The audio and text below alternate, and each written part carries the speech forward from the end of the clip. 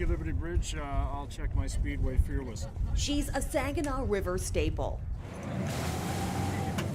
Docked downtown, this 85-foot-long schooner, the Appledore 4, is Bay City's tall ship. One of the major functions for the Appledore 4 is education. So students will come on board, bring their science, bring their biology lessons right into the open water. The crew works full-time during the sailing season, a captain and 4 or 5 deckhands. So you are receiving a citation today, okay? 1, for not wearing your seatbelt. Trooper Todd Kovaluk is working overtime this Memorial Day. Anything we can do to kind of prevent crashes from happening or accidents from happening that don't need to happen, we try to be out during those times. If issued a ticket, the fines vary depending on what county you're pulled over in. Somebody's not wearing their seatbelt just because of having to go to those kind of scenes and stuff where you see somebody who was ejected from a car or something, and it could have been avoided if they were just wearing a seatbelt. It's a good operation. Kind of separates us from the machinery manufacturing. It's a little more labor intensive. Whether it's tending to their homemade chocolate or tenderly wrapping a candy bar by hand. There's a little pride in what they do. Happy Labor Day! Happy Labor Day! This is a day for us to reflect on the past and let us remember those that went on and made those sacrifices and commitments before us. Is this the place where brave men stood to corporation power? The struggle is not over.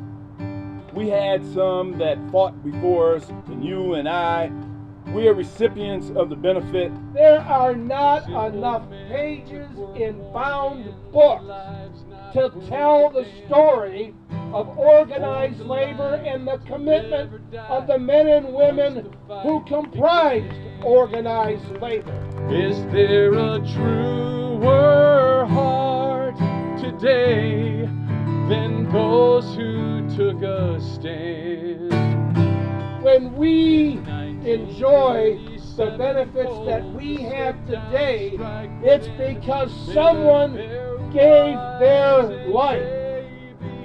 That is to be cherished, and it is for us to say thank you. Was passed today to me.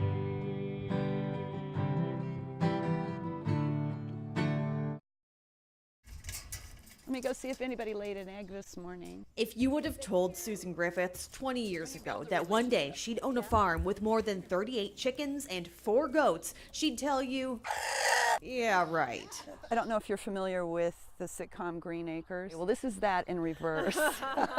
Susan and her husband Steve faced a steep learning curve at first.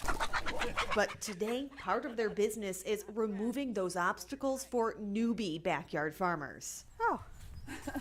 We got a chicken. You know nothing about birds. This is the place to start. They work with Rent the Chicken, a Pennsylvania-based business with homesteaders across the U.S. and Canada. We'll deliver the coop, the feed, everything you need to start up without having to go and purchase things without knowing what you're doing.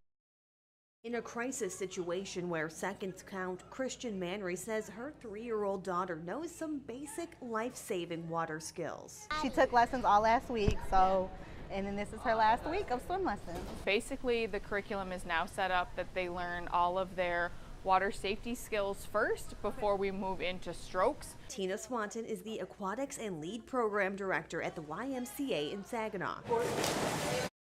Although he was emotional, Lieutenant Jeff Neville was able to throw some comic relief into his testimonies.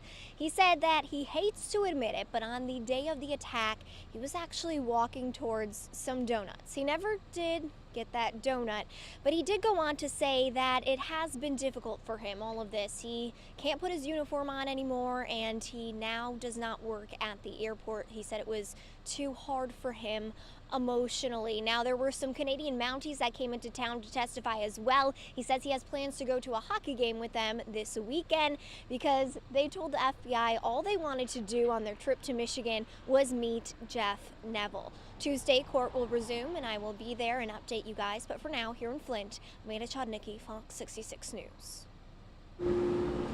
At the end of the day, the goal is, of course, having fun, but it's also attracting more kids to the STEM field. In Saginaw, Jasmine Durham, Fox 66 News. Detroit is one of 7 cities holding auditions for America's Got Talent. This could be their big break, a big shot at becoming a star.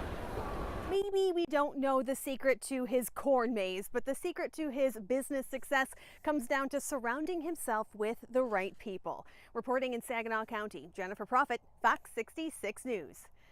Okay, now how do I get out of here?